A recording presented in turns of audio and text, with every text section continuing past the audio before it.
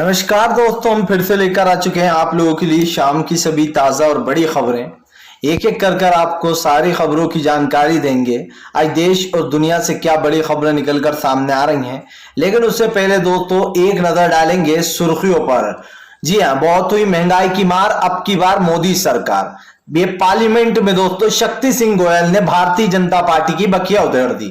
बताएंगे किस तरीके से दोस्तों संसद में प्रधानमंत्री नरेंद्र मोदी की न सिर्फ मिमिक्री हुई, बल्कि दोस्तों निर्मला सीतारामन कांग्रेसियों का मुंह ताकती रह गई।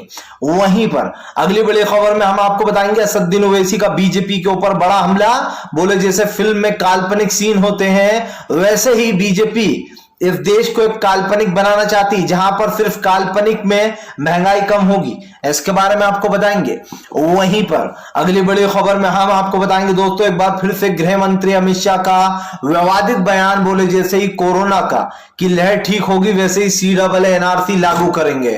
तो ये भी सुन लीजिए, गृह मंत्री अमित शाह, सड़कों पर लोग भी दिखाई देंगे आपको। वहीं पर अगली बड़ी खबर में हम आपको बताएंगे दोस्तों, तो आपको बता दें प्रधानमंत्री नरेंद्र मोदी के ऊपर जमकर गरजे असदुद्दीन ओवैसी। बोले भाजपाइयों ने झूठ का ठेका ले रखा है, झूठी सरकार है ये। वहीं पर अगली बड़ी खबर में हम आपको बताएंगे अरविंद केजरीवाल ने बीजेपी पर निकाली भड़ास। बोले फिलहाल न गुजरात न देश के लिए बीजेपी ने कुछ किया है। वहीं पर संजय सिंह का भारतीय जनता पार्टी के ऊपर बड़ा हमला। बोले फिलहाल महंगाई को बढ़ाकर सरकार आम आदमी की कमर तोड़ने का प्लान बना चुकी है। वहीं पर अगली बड़ी खबर में हम आपको बताएंगे दोस्तों, दरअसल आपको बता दें आमिर खान की फिल्म को बायकॉट किया जा रहा है दोस्तों। तो ऐसा लग रहा है कि आमिर खान अंधभक्तों के सामने झुकते हुए नजर आ रहा है। बताएंगे आखिरकार क्या है पूरा मामला। वहीं पर अगली बड़ी खबर में हम आपको बताएंगे दोस्तों, जी दरअसल आपको बता दें शक्ति सिंह गोयल ने की प्रधानमंत्री नरेंद्र मोदी की मिमिक्री। जी हाँ, ताकती रह गई मुंह निर्मला सीतारामन। वहीं पर महुआ मोहित्रा ने उड़ाई निर्मला सीतारामन की धज्जियां। दरअसल निर्मला सीतारामन देश का बजट बता रही थी, जिसके बाद महुआ मोहित्रा ने बोला वाह वाह क्या बजट बता रही हैं आप। इसके बारे में बताएंगे, बिलक गई ये सुनते थे। वहीं पर स्मृति ईरानी की पूरी फैमिली को क्लीन चिट देने पर दोस्तों कोर्ट के ऊपर उठे सवाल। बोले फिलहाल साबित हो गया है कि हाई कोर्ट हो या कोई और सा कोर्ट दोस्तों, वो बीजेपी के लिए अब काम करते हैं कोर्ट भी। इसके बारे में भी आपको बताएंगे। तो सारी खबरें फटाफट अंदाज में एक एक कर देंगे। फिलहाल खैर चलिए बढ़ते हैं सबसे पहली और सबसे बड़ी खबर की ओर। दरअसल दोस्तों आपको बता दें एक बार फिर से संसद में मचा हंगामा। आपको बता दें जमकर जो है यहाँ पर कांग्रेस ने बीजेपी की निकाली भड़ास। दरअसल आपको बता दें एक बार फिर से पार्लियामेंट में हंगामा हो गया। आपको बता दें बढ़ती महंगाई की मार को लेकर सरकार को आड़े हाथों ले लिया है शक्ति सिंह गोयल ने। शक्ति सिंह गोयल ने कहा कि ये कौन कहता था कि अब बहुत हुई महंगाई की मार, अब की बार मोदी सरकार। जी हाँ, डूब मरो दिल्ली वालों, इस तरीके की बातें दोस्तों कांग्रेस ने बीजेपी से कही है। दरअसल आपको बता दें पार्लियामेंट में लगातार महंगाई के मुद्दे को लेकर अब चर्चा बढ़ती चली जा रही है, जिसके कारण प्रधानमंत्री नरेंद्र मोदी को वहां पर आड़े हाथ ले लिया गया। आपको बता दें प्रधानमंत्री नरेंद्र मोदी सिर्फ दोस्तों सपनों में ही देश का विकास कर रहा है, क्योंकि असल जिंदगी में तो कुछ देश का विकास दिखाई नहीं दे रहा।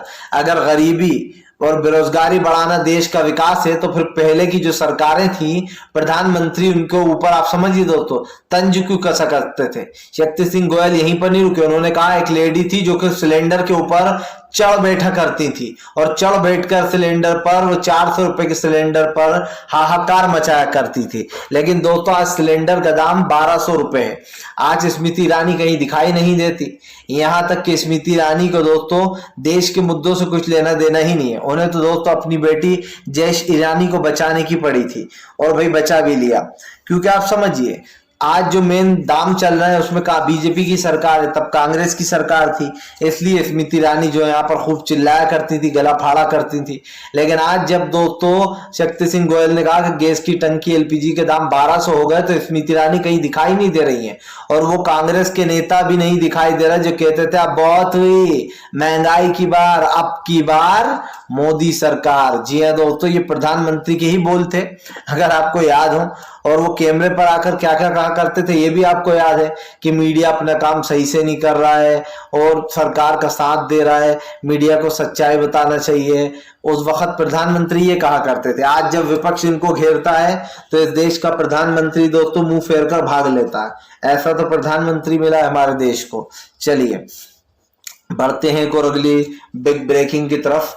बता दोस्तों अगली जो बड़ी खबर निकल कर आ रही है, दरअसल दोस्तों आपको बता दें सरकार के ऊपर जमकर गरजे असदुद्दीन ओवैसी, बोले फिलहाल काल्पनिक। जी हाँ, सरकार के लिए विकास का मतलब काल्पनिक है। दरअसल दोस्तों जैसे फिल्मों में बताया जाता है ना कि ये सीन सच्चाई पर आधारित नहीं है, बल्कि ये एक काल्पनिक सीन है जो आप देख रहे हैं, ये पूरी फिल्म काल्पनिक है। उसी तरीके से ओवैसी ने बीजेपी के ऊपर तंज कर दिया है। असदुद्दीन ओवैसी ने कहा कि दरअसल भारतीय जनता पार्टी का विकास जो है वो काल्पनिक है। इनके हिसाब से देश में दोस्तों युवाओं को नौकरियां मिल गई, इनके हिसाब से देश में महंगाई कम हो गई है, और इनके हिसाब से दोस्तों देश बड़ा ही खुशहाली से गुजर रहा है। प्रधानमंत्री को शर्म तो तभी आ जाना चाहिए थी जब डॉलर के आगे रुपया धड़ाम हो गया। और यकीन मानिए ये रुपया जो है ना दोस्तों लगातार धड़ाम हो रहा है, ये डॉलर के आगे बढ़ने के बजाय रुपए लगातार गिरता चला जा रहा है, अर्थव्यवस्था चौपट होती चली जा रही है, और देश का प्रधानमंत्री हाथ पे हाथ धरकर बैठा है। अब मैं प्रधानमंत्री जी से पूछना चाहूंगा कि ये जो देश के हालात हैं, ये जो देश की परिस्थितियां हैं, आखिर इसका जिम्मेदार कौन है?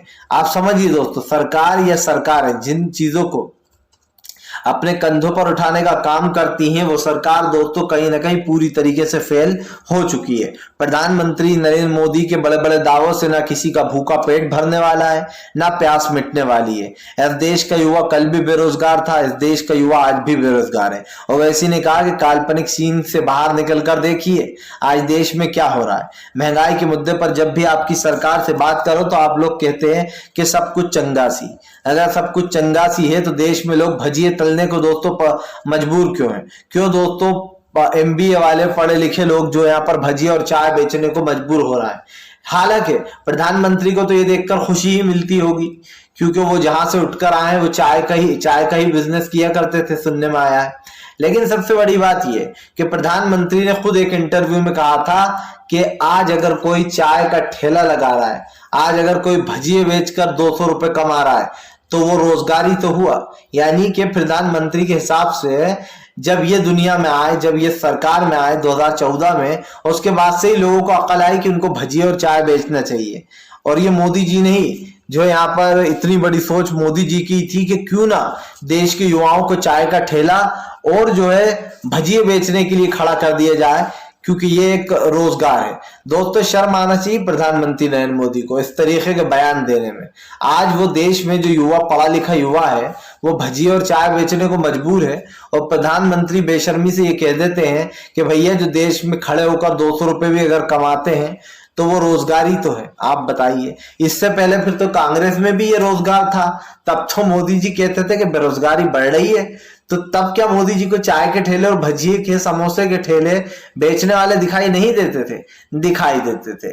लेकिन तब दोस्तों इनकी सरकार नहीं थी ना, बेचारों की जब सरकार सत्ता में आई तभी इन्हें पता चली कि सरकार चलाना इतना आसान नहीं है। मनमोहन सिंह साहब पर तो हमने उंगली उठा दी, लेकिन अब चलो हम गैस की जो 400 की टंकी थी उसको 1200 कर देते हैं, हम जो पेट्रोल 70 रुपए था उसको 120 के पार कर देते हैं, जो डीजल कभी हमेशा 60 रुपए या 50 रुपए लीटर हुआ करता था उसको हम इतना ज्यादा दाम बढ़ा दें कि लोगों की कमर ही टूट जाए।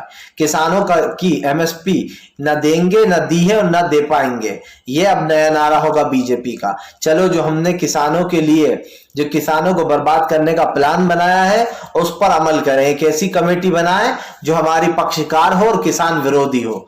जी हाँ, ये मोदी सरकार का नया भारत है, और इस नए भारत में रहना सीख लो, क्योंकि अभी तो और बड़े बड़े धमाके होने बाकी हैं। फिलहाल चलिए बढ़ते हैं एक और अगली बिग ब्रेकिंग की तरफ। बता दोस्तों गृह मंत्री अमित शाह का विवादित बयान, भड़का मुस्लिम समुदाय। जी हाँ, दरअसल दोस्तों आपको बता दें एक बार फिर से गृह मंत्री अमित शाह के बयान ने हड़कंप मचा दिया। दरअसल गृह मंत्री अमित शाह ने कहा कि जैसे ही कोरोना से निपटेंगे वैसे ही देश में CAA लागू होगा। जिसके बाद दोस्तों आपको बता दें ओवैसी ने कहा कि अगर देश में CAA लागू होगा तो सबसे पहले सड़कों पर हम ही दिखाई देंगे। आपको बता दोस्तों गृह मंत्री अमित शाह आपके साथ ना खेलें, वो इस गलतफहमी में ना रहे कि सरकार इनकी है और जो ये NRC और CAA लागू कर देंगे, क्योंकि जिस दिन दोस्तों NRC और CAA लागू होने की बात आई और उस दिन इस देश का एक एक नागरिक सड़क पर मिलेगा। और गृह मंत्री अमित शाह ये बात भी याद रखें कि जब किसान जब किसानों ने दोस्तों सरकार की बैंड बजा दी तो देश के नागरिक तो फिर क्या ही करेंगे, ये आप अच्छे समझ सकते हैं। लगता है श्रीलंका से भी बदतर हाल अपनी सरकार का करवाने वाले हैं गृह मंत्री अमित शाह, तभी तो वो इस तरीके के बोल बोल देते हैं। हालांकि दोस्तों ये हमें भी पता है ये सिर्फ हवाबाजी है कि हम लागू करेंगे। कब से कह रहे हैं दोस्तों, ये कम से कम 2 से 3 साल होगा, 3 से 4 साल जब से ये लागू करने की बात कर रहे हैं। लेकिन गृह मंत्री अमित शाह एक चीज अच्छे जानते हैं कि अगर उन्होंने देश की जनता से पंगा लिया तो देश की जनता क्या करेगी। क्योंकि दोस्तों ये हमें भी पता है और आपको भी पता है कि सरकार कितनी ही कोशिश कर ले देश में नागरिकता कानून लाने की बात कर ले, लेकिन इस देश के जो नागरिक है दोस्तों वो सरकार को पूरी तरीके से जो यहाँ पर एक्सपोज कर देंगे। और मैंने पहले भी कहा और फिर कहूंगा कि सरकार सुधर जाए, वरना देश की जनता अगर सुधारने पे आ गई तो दौड़ा दौड़ा कर भगाएगी दोस्तों, और ऐसा भगाएगी कि दोबारा देश में आने की कोशिश नहीं कर पाएंगे ये लोग। आज हमारे देश में दोस्तों एक चीज, अगर किसी चीज की कमी है तो वो है एकजुटता की। अगर जनता एक बार हिम्मत कर ले सड़क पर आने की और लगातार अनिश्चित काल के लिए बैठ जाए तो सरकार क्या दोस्तों कोई भी झुक जाए। लेकिन आज जो सरकार कर रही है उसके खिलाफ आंदोलन तो एक छोटा सा वर्ड होगा दोस्तों, ये कह सकते हैं कि सरकार के खिलाफ विरोध प्रदर्शन करना बहुत जरूरी है। जी हाँ, लेकिन शांतिपूर्ण तरीके से, क्योंकि हर चीज का जो समाधान है दोस्तों शांति से ही निकलता है। किसी भी चीज में जो यहाँ पर लड़ाई झगड़ा या फिर दोस्तों ये कह सकते हैं कि वो नहीं होना चाहिए, एक रोष। फिलहाल चलिए बढ़ते हैं एक और अगली बिग ब्रेकिंग की तरफ। बता दोस्तों अगली जो बड़ी खबर निकल कर आ रही है आपको बता दोस्तों, प्रधानमंत्री नरेंद्र मोदी के कहने पर मिली स्मृति ईरानी को क्लीन चिट। लोग बोले पहले ही कहा था कि हाईकोर्ट भी करता है मोदी जी के लिए काम। दरअसल दोस्तों आपको बता दें हाईकोर्ट के कुछ ऐसे फैसले होते हैं जिससे ये बार बार साबित हो जाता है कि दरअसल कोर्ट भी बीजेपी के लिए काम कर रहा है। और ये तो साफ दिखाई भी देता है, जिन लोगों को ईडी उठा लेती है उनकी सालों साल बाद बेल होती है, सालों सालों में। आप समझिए, इससे ही पता चल जाता है कि देश की कानून व्यवस्था क्या है। आप दोस्तों कल स्मृति ईरानी के केस की सुनवाई थी जिसमें कोर्ट ने क्या कहा दोस्तों, स्मृति ईरानी की तरफ से एक याचिका डाली गई। उस याचिका में लिखा कि मेरी 18 साल की बेटी और मेरे नाम को बदनाम किया जा रहा है और ये रेस्टोरेंट हमारा नहीं है, तब भी कहा जा रहा है कि रेस्टोरेंट हमारा है। अब यहाँ पर 2 चीजें उठती है दोस्तों। पहला तो ये कि स्मृति ईरानी का जो रेस्टोरेंट है दोस्तों वो रेस्टोरेंट खुद उन्हीं का है और उनकी बेटी जैश ईरानी का है। आपको मैं बता दूं दोस्तों, सोशल मीडिया पर वीडियो पड़े होते हैं, वीडियो सामने होता है, लेकिन उसके बाद भी सरकार आंखों देखी मक्खी खाती है, कोर्ट आंखों देखी चीज को झुठलाता है। तो क्या फिर दोस्तों कोर्ट पर सवाल नहीं उठेंगे? क्या ये कहना गलत नहीं होगा कि कोर्ट अब भाजपा कोर्ट में तब्दील हो चुका है, अब हाई कोर्ट नहीं बल्कि भाजपा कोर्ट बन चुका है। आप समझिए, बाकायदा पवन खेड़ा और कांग्रेस के उन नेता जिन्होंने स्मृति ईरानी की बेटी जैश ईरानी पर आरोप लगाया, उनको बाकायदा दोस्तों आप समझिए क्लीन चिट दे दी जाती है और कहा जाता है कि भैया तुम तो स्मृति ईरानी और उनकी बेटी को बदनाम कर रहे हो, इनका कोई हाथ नहीं, ये रेस्टोरेंट इनका नहीं है। जबकि दोस्तों स्मृति ईरानी की बेटी ने खुद कहा है कि ये रेस्टोरेंट उनका है और ये वीडियो भी सोशल मीडिया पर पड़े हुए हैं, आप चाहे तो देख सकते हैं जाकर। यहां तक कि दोस्तों पवन खेड़ा और जितने भी कांग्रेस के नेता थे उन्होंने एक एक बात सबूत के साथ दी है और एक एक बात सच है। लेकिन हाई कोर्ट का ये निराशाजनक फैसला साबित करता है कि कोर्ट बीजेपी के कहने पर ही चलता है। कोर्ट भी वही फैसले देता है जो बीजेपी देने के लिए कहती है। इस देश में अब कानून व्यवस्था दोस्तों 0 सन्नाटा, और फिर कोर्ट के बारे में अगर कुछ कह दो तो कोर्ट को मिर्ची भी लग जाती है। अरे भाई, अगर आपको इतना बुरा लगता है तो सच्चे फैसले लीजिए, भाजपा के कहने पर मत चलिए आप लोग। और अगर आपको चलना है भाजपा के कहने पर तो फिर बुराई सुनने की आदत भी डाल लीजिए, क्योंकि देश की तमाम जनता आपसे ये कह रही है कि आप बायस्ड हैं। अगर यही मामला दोस्तों कांग्रेस लेकर कोर्ट में जाती तो कभी बीजेपी के नेताओं को फटकार नहीं लगती, ना उनसे ये किया जाता कि आप गलत कर रहे हैं। क्योंकि दोस्तों बीजेपी के नेताओं को तो लगता है कि हमारी सत्ता है तो सब कुछ हमारे हाथ में है। आज स्मृति ईरानी और उनकी बेटी को बचाने के लिए जो भी कोर्ट ने किया उसकी वो दोनों बहुत आभारी होंगी, क्योंकि भाई 2 ऐसे लोगों को बचाया गया है दोस्तों जिनके ऊपर आरोप बिल्कुल सही है। इन्होंने किस तरीके से रेस्टोरेंट का जो लाइसेंस रिन्यू करवाया फिर से एंथनी के नाम पर, जबकि एंथनी इस दुनिया में ही नहीं है। लेकिन उसके बाद भी इनको बचाने की पूरी कोशिश की जाती है। अब जब दोस्तों सरकार ही ऐसा काम करेगी तो फिर तो सरकार से क्या ही कहना। जी हाँ, सरकार का तो क्या कहना, लेकिन अब कोर्ट के ऊपर जो सवाल उठ रहे हैं, शायद दोस्तों कोर्ट को उन सवालों के जवाब देने चाहिए। और ये हम नहीं कह रहे हैं, ये आम जनता पूछ रही है। चलिए बढ़ते हैं एक और अगली बिग ब्रेकिंग की तरफ। बता दोस्तों अगली जो बड़ी खबर निकल कर आ रही है, आपको बता दोस्तों, महुआ मोहित्रा ने किलपा दिया जो है यहाँ पर देश की दोस्तों वित्त मंत्री निर्मला सीतारमण को। दरअसल दोस्तों निर्मला सीतारमण काल्पनिक दुनिया में जीती हैं। वो जो फैक्ट्स और जो बातें बताती हैं दोस्तों, उसका व्यक्तिगत जीवन से कुछ लेना देना नहीं है। वो कहते हैं ना दोस्तों, फिल्मों में जो एक लाइन देते हैं, जो डिस्क्रिप्शन दिखाई देती है कि ये सब कुछ काल्पनिक है, इसका निजी जिंदगी से कुछ लेना देना नहीं है, और वैसी की वैसी काल्पनिक कहानियां बीजेपी वाले सुनाते हैं। अभी जब 5% जीएसटी बढ़ी तो निर्मला सीतारमण का तर्क सुनकर, उनका बहाना सुनकर सब लोग हैरान हो गए। निर्मला सीतारमण ने कहा कि हमने इसलिए जीएसटी बढ़ाई है क्योंकि पैकेटों की चीज खाने को मिलेंगी, आपको खुला खाओगे आटा वाटा तो आप बीमार पड़ जाओगे। क्यों निर्मला सीतारमण जी, इससे पहले भी आटा पैकेट में आता था, आटा इससे पहले भी खुला भी आता है दोस्तों, अभी भी आता है और आता रहेगा। लेकिन दोस्तों क्या उसे खाकर आप और हम बीमार पड़ रहे हैं? हो सकता है भाजपाइयों को ऐसा लगता है कि हम ऐसे बचकुंडे बहाने बनाएंगे तो जनता हमारी बात को जरूर समझेगी। अब आप बताइए, जैसे आटा आज ही पैक हुआ हो दोस्तों, और आज ही सरकार ने जीएसटी लगाना शुरू कर दिया। भाई पैकेट में चीजें बहुत सालों से बिक रही हैं, बहुत लंबे समय से बिक रही हैं। आटा खुला भी बिकता है, पैकेट में भी बिकता है। हर चीज दोस्तों पैकेट वाली भी आती है, खुली भी आती है। यह तो जनता के ऊपर है कि वो किस चीज को ले। लेकिन दोस्तों सरकार की नाकामी यहीं से पता चल जाती है कि सरकार अपने आप को बचाने के लिए बचकुंडे आइडिया सोचकर रखती है। और ये बचकुंडे आइडिया कोई बच्चा नहीं बोल रहा है, इस देश की वित्त मंत्री बोल रही थी। आप समझिए, जब भी महंगाई बढ़ती है तो इनके पास एक बहाना होता है, हम ये कर रहे हैं। तो मैं इनसे सवाल पूछना चाहता हूं कि जब मनमोहन सिंह साहब की सरकार थी और आप लोग टेबलों पर खड़े हो जाया करते थे 2012-2011 में, तब जो है यहाँ पर आपको समझ में नहीं आता था कि देश में महंगाई बढ़ रही है। लेकिन दोस्तों जब तो देश में सच में महंगाई थी भी नहीं, लेकिन सरकार को घेरने के लिए भाजपा बार बार ये सब कुछ हथकंडे अपनाया करती थी। अब आज जब दोस्तों बीजेपी पूरी तरीके से फेल हो गई है और बीजेपी को ये पता चल गया है दोस्तों कि दरअसल इनकी दाल गलती भी नजर नहीं आ रही है, तो इस देश की वित्त मंत्री ने झूठ बोलना शुरू कर दिया। अच्छा है, भारतीय जनता पार्टी की रगों में ही झूठ दौड़ता है, सच ये बोलेंगे कहां से। अब महुआ मोहित्रा ने जरा सा इनका झूठ सुनकर कर दिया वाह, तो निर्मला सीतारमण को आ गया गुस्सा। उन्होंने कहा एक्सक्यूज मी मैडम, क्या कह रही हैं आप, बताइए। आप सच्चाई सुनकर इतना बुरा लगता है। कभी कभी तो दोस्तों मेरा दिल करता है कि निर्मला सीतारमण हो या बीजेपी के नेता, इनके सामने जाकर मैं खड़ा हो जाऊं, फिर आप देखिए कि मैं इनकी कैसी धज्जियां उड़ाता हूं। ये जो लोग चुप हो जाते हैं ना इनकी बातें सुनकर, इनके एक एक झूठ का मैं ऐसा पर्दाफाश करूं कि ये दोबारा पार्लियामेंट में आने से पहले 10 बार सोचे। चलिए बढ़ते हैं एक और अगली बिग ब्रेकिंग की तरफ। बता दोस्तों अगली जो बड़ी खबर निकल कर आ रही है, आपको बता दोस्तों, राहुल गांधी का केंद्र सरकार के ऊपर बड़ा हमला।